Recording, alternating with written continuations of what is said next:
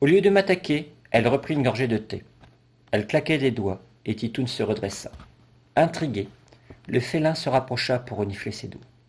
La fantôme le gratouilla entre les oreilles avant de parler. C'est si évident. Si c'était le cas, vous auriez déjà essayé de vous débarrasser de ce si mignon félin. Vous ne vous intéressez qu'aux fauteurs de troubles. Un mince rictus me tordit les lèvres. Si elle découvrait ce que Rabi pensait de son petit protégé, elle changerait vite d'avis.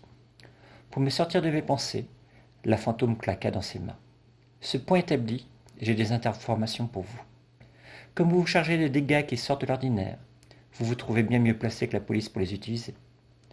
Pourquoi ne vous en occupez-vous pas vous-même? Ce serait bien plus simple, non? Mes questions la surprirent, l'index se braquait vers le plafond. Dans une autre vie, elle aurait dû être maîtresse d'école. Un nouveau rire sortit de sa gorge. Mon jeune ami, je ne vais pas vous apprendre que notre nature nous interdit d'intervenir, sauf dans des contextes bien précis. Non, c'est à des vivants de régler ce problème. Bon, il est plus que temps de clore cet échange. Je vais vous raccompagner jusqu'à la sortie. Je vous souhaite bonne chance. Si vous avez des questions, vous savez où me trouver. Elle m'adressa un large sourire avant de terminer sa phrase. En tout cas, moi, je sais où vous trouver. Tous les muscles de mon visage se tendirent.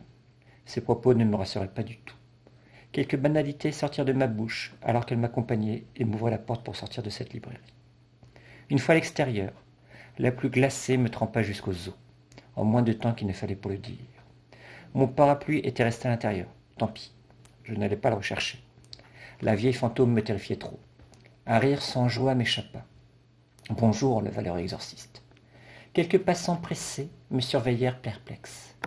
Voir un type immobile se prendre la saucée sans se mettre à l'abri d'un qui rien de bon. Un policier s'approcha même de moi et me demanda si j'allais bien. Il scruta avec attention mon visage et mon attitude pour déterminer mon état éthylique. Un mince rictus fleurit sur mes lèvres. Ne vous inquiétez pas, monsieur l'agent. Je viens juste de recevoir une mauvaise nouvelle. Rassuré par mes propos et mon haleine, une lueur de sympathie passa sur son visage. Il me donna une tape sur l'épaule. Courage, une de perdue, 10 de retrouvée. Mais ne restez pas là, vous allez attraper la mort. Je le remerciai et m'empressai de décamper. Tous les taxis filaient et aucun ne s'arrêta. Je finis par attraper un bus pour rentrer chez moi. Une fois assis dans le véhicule presque vide, mes dents grincèrent. Pourquoi n'avais-je pas demandé à Rabi de me ramener? Je haussai les épaules. Une flaque se formait à mes pieds. Le chauffeur avait poussé le chauffage à fond. Une odeur de chien mouillé flottait et m'accompagnait. La silhouette de Titoun se frotta contre mes mollets, les paupières mi-closes, avant de me sauter sur les genoux. D'un geste machinal, je lui triturai les chevilles. Et maintenant? Le temps résumait bien ma morosité. Arrivé chez grand-père, je détalai dans mon chez-moi pour m'isoler. Le chat fantôme me scotchait, mais ne me dérangeait pas.